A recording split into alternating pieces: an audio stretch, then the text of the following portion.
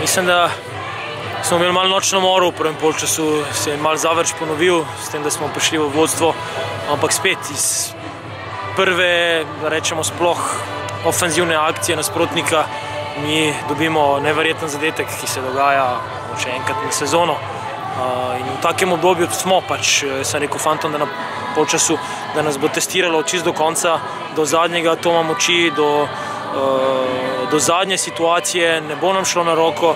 samo če bomo vztrajni, če bomo nadaljevali, če ne bomo obupali, se bo situacija nekje obrnila in neka točka bo, kjer bo veter zapihal malo drugače in se bodo stvari obrnile v našo smer.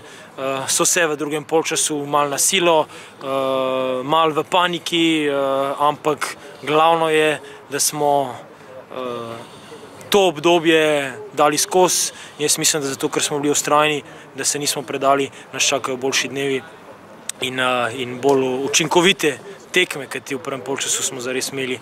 mnoge situacije, kjer se lahko potem v drugem polčasu malo spočijemo.